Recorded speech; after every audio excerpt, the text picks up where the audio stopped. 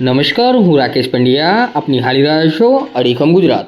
સુરતની હીરામંદીની અસર મહીસાગર જિલ્લામાં જોવા મળી રહી છે. ઉપરથી માલ ઓછો આવતા અને સમયસર પૈસા ન મળતા રત્ન કલાકારોમાં રોજગારી છીનવાય તેવી ભીતિ સેવાતા રત્ન કલાકારો અન્ય ધંધા તરફ વળ્યા છે. ત્યારે જાણીએ કેવા છે મહીસાગર જિલ્લામાં ચાલતા હીરા ઉદ્યોગની સ્થિતિ. કરીએ તો મહીસાગર જિલ્લાની અંદર કે પહેલા 100% કામ આવતું હતું અહીંયા હીરા ઉદ્યોગમાં. અત્યારે હાલમાં કામ એટલું બધું મળતું નથી અને પેલા સુરતની હિસાબથી જોઈએ તો અહીંયા 70% કારીગરો કામ કરતા હતા, જેથી 10-12-15 હજારનું કામ કરી શકતા હતા. પણ હાલમાં એટલું બધું કામ થતું નથી અને તારે 50-60 કારખાના ચાલતા હતા. અત્યારે હાલમાં 10-12 કારખાના ચાલે છે અને કારીગરોને જોઈએ એવું કામ થતું નથી.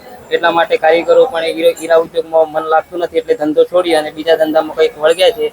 એટલે સરકારને અમારી દરખાસ્ત છે હીરા ઉદ્યોગના કારીગરોને, રત્ન કલાકારોને કે જેથી કરીને અહીંયા મહીસાગર જિલ્લાની અંદર અને હીરા ઉદ્યોગમાં થોડું એ કરે અને પેલા કામ કરતા એની જગ્યાએ અત્યારે 4-5 હજારનું કામ થાય છે એટલે ઘર ચલાવવું પણ મુશ્કેલ થઈ ગયું છે. એટલે અમારી સરકારને દરખાસ્ત છે કે કંઈક કરે કારીગરની સાથે. હીરા ઉદ્યોગમાં મહીસાગર જિલ્લાની વાત કરવામાં આવે તો મહીસાગર જિલ્લામાં જે પહેલા 50-60 કારખાના ચાલતા હતા, પણ અત્યારે હાલમાં 10-12 કારખાના ચાલે છે. કારણ કે હીરામાં મંદી છે. મંદીના કારણે હીરા પૂરેપૂરા આવતા નથી, કારીગરને પૂરેપૂરી મજૂરી મળતી નથી. કારણ કે રોજનું 500 રૂપિયાનું કામ જોઈતું હોય એની જગ્યાએ 200 રૂપિયાનું કામ મળે છે. એટલે કારીગરોએ બીજા બધાએ અમુકોએ ધંધા બદલી અને બીજા ધંધામાં, ખેતી કામમાં, કડિયા કામમાં એમ વળગ્યા છે.